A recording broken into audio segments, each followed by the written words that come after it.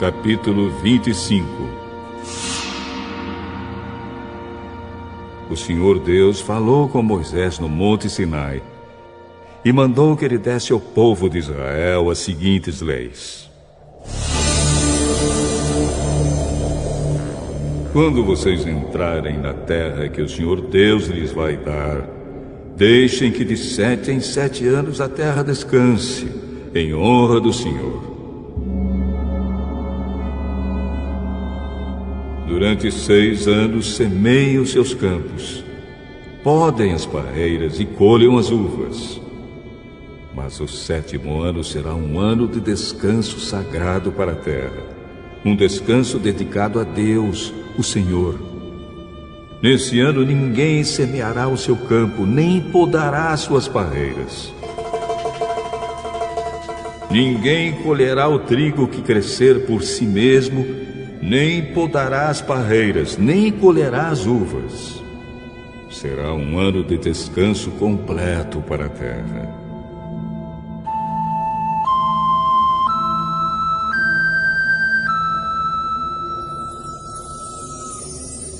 Os campos não serão semeados, mas mesmo assim produzirão bastante para alimentar todos os israelitas, os seus escravos e as suas escravas, os seus empregados, os estrangeiros que vivem no meio do povo e também os animais domésticos e os animais selvagens.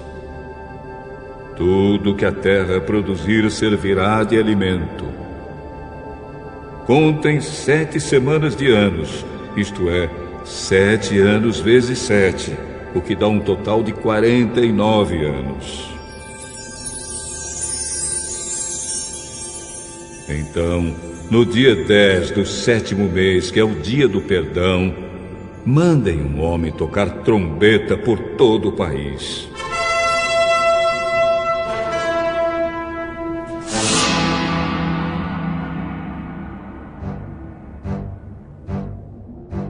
Por esse ano, que vem depois de cada 49 anos, é o ano sagrado da libertação, em que vocês anunciarão liberdade a todos os moradores do país.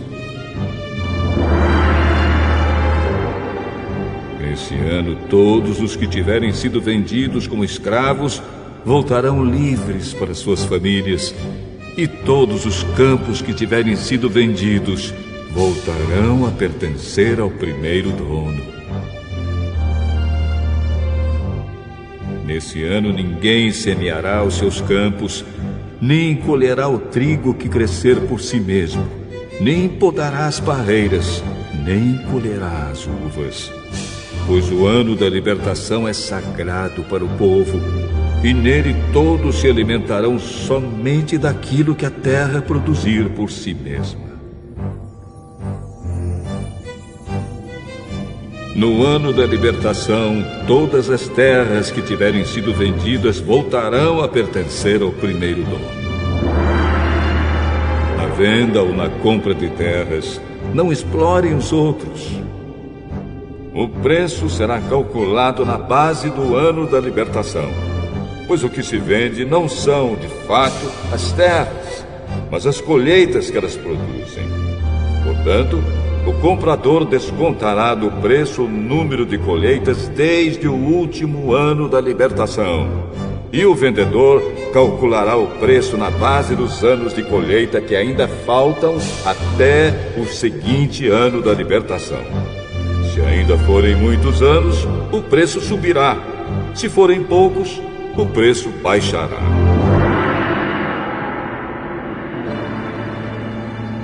E ninguém explore os outros. Que todos temam a Deus, pois Ele é o Senhor, nosso Deus.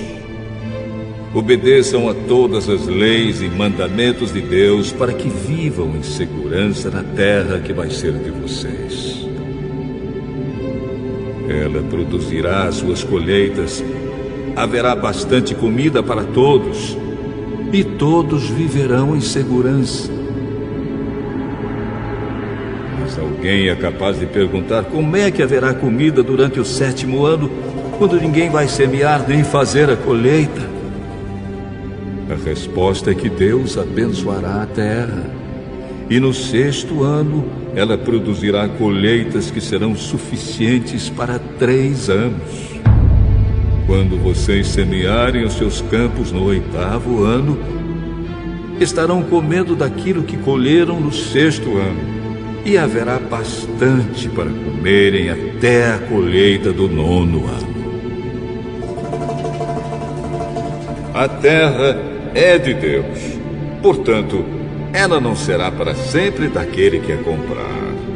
Deus é o dono dela, e para ele nós somos estrangeiros que moram por um pouco tempo na terra dele. Assim, quando um terreno for vendido, o seu antigo dono será o primeiro a ter o direito de tornar a comprá-lo. Se um israelita ficar pobre e precisar vender uma parte das suas terras, o seu parente mais chegado deve tornar a comprar o que lhe vendeu. Mas, se ele não tiver um parente que compre as terras, é possível que mais tarde ele mesmo fique rico outra vez, podendo assim tornar a comprar o terreno que vendeu. Ele descontará o valor das colheitas que o terreno tiver produzido desde o último ano da libertação e calculará o preço a pagar, tendo como base os anos de colheita que ainda faltarem até o seguinte ano da libertação. E assim ele será novamente o dono do terreno. Mas, se ele não tiver o suficiente para tornar a comprar o terreno, então este ficará pertencendo ao comprador até o seguinte ano da libertação. Nesse ano, o terreno voltará a pertencer ao primeiro dono.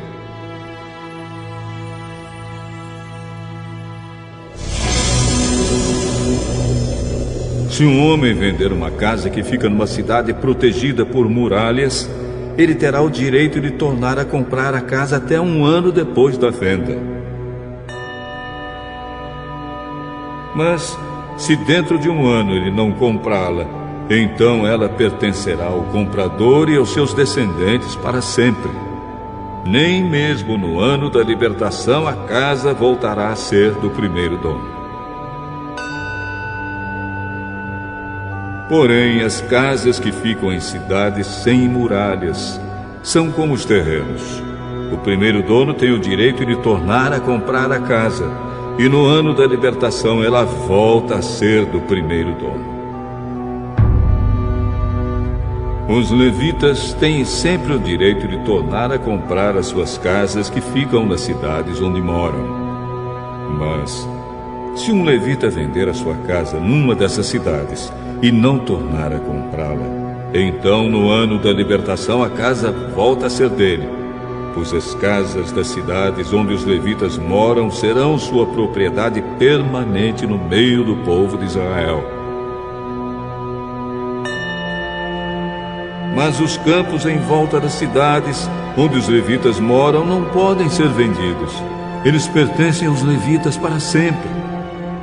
Se um israelita que mora perto de você ficar pobre e não puder sustentar-se, então você tem o dever de tomar conta dele. Ajude-o como se ele fosse um estrangeiro que mora no meio do povo, a fim de que ele continue a morar perto de você. Não cobre juros sobre o dinheiro que você lhe emprestar. Respeite a ordem de Deus para que esse homem continue a morar perto de você. Não cobre juros sobre o que você lhe emprestar, nem tire lucro dos alimentos que você lhe vender. É isso que o Senhor nosso Deus nos manda fazer. Foi Ele quem nos tirou do Egito para nos dar a terra de Canaã e para ser o nosso Deus. Se um israelita que mora perto de você ficar tão pobre que chegue a ponto de ter de se vender a você para ser seu escravo, não o faça trabalhar como escravo. Trate-o como se ele fosse um empregado ou um estrangeiro que mora com você. Ele trabalhará para você até o ano da libertação. E nesse ano, ele e os seus filhos irão embora e voltarão para a sua própria família e para as terras dos seus antepassados. Os israelitas são escravos do Senhor Deus, que os tirou do Egito. Eles não deverão ser vendidos como escravos. Portanto, não os trate com crueldade, mas respeitem a ordem de Deus. Se precisarem de escravos ou escravas, vocês poderão comprá-los dos povos vizinhos do seu país. Também poderão comprar os filhos dos estrangeiros que moram no meio de vocês. Essas crianças que nascerem na terra de Israel poderão ser compradas como escravos, e os seus donos poderão deixá-los como herança aos filhos, a quem esses escravos deverão servir a vida inteira. Mas um israelita não pode ter outro israelita como escravo, nem pode tratá-lo com crueldade. Pode acontecer que um estrangeiro que vive no meio do povo fique rico e que um vizinho israelita fique pobre e se venda como escravo a esse estrangeiro ou alguém da família dele. Nesse caso, depois de vendido, o israelita tem o direito de ser comprado de novo. Um irmão, um tio, um primo ou outro parente chegado poderá comprá-lo. Ou, se ganhar bastante dinheiro, ele mesmo poderá comprar a sua liberdade. Ele e o homem que o comprou combinarão o preço que deverá ser pago de acordo com o número de anos desde o ano em que ele se vendeu até o seguinte ano da libertação. O cálculo será feito tendo como base o salário que um empregado recebe.